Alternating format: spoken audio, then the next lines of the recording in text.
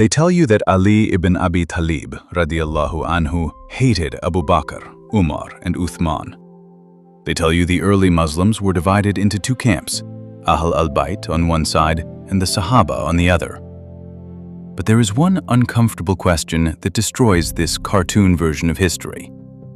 If Ali hated them the way some people claim, why do we find these names inside his own household?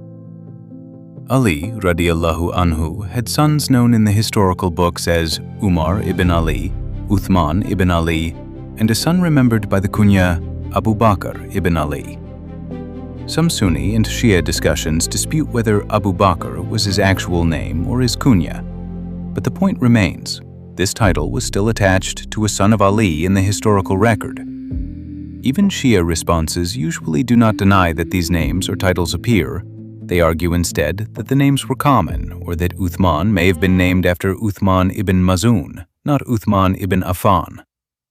And yes, that counter-argument should be mentioned honestly. Someone may say, Umar was a common Arab name. Uthman was a common Arab name.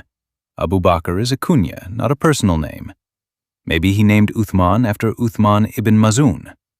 Fine. But here is the real argument. This does not prove every detail of Ali's political view. It does not mean there were no disagreements.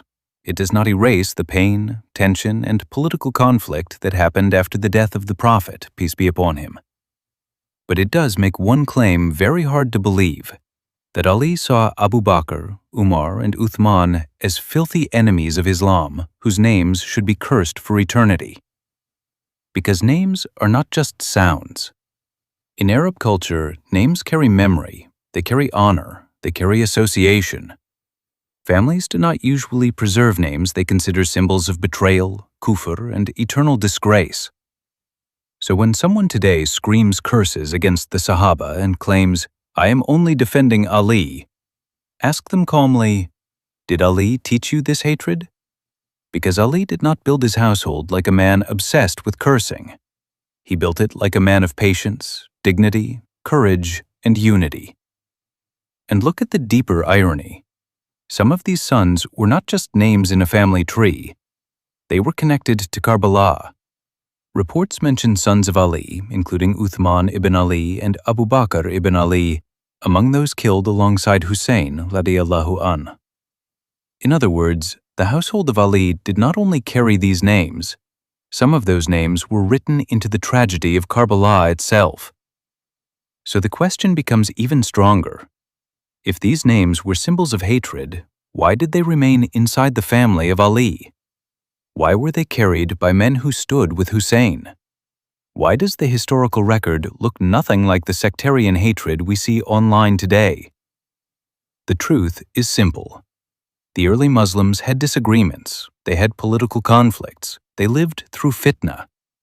But they were not the cartoon enemies that modern extremists want you to imagine.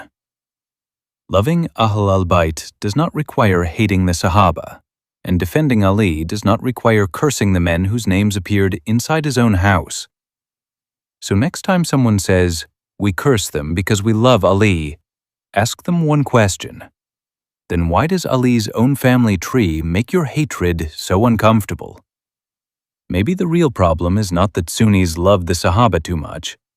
Maybe the problem is that some people learned to love Ahl al-Bayt in a way Ahl al-Bayt themselves would not recognize.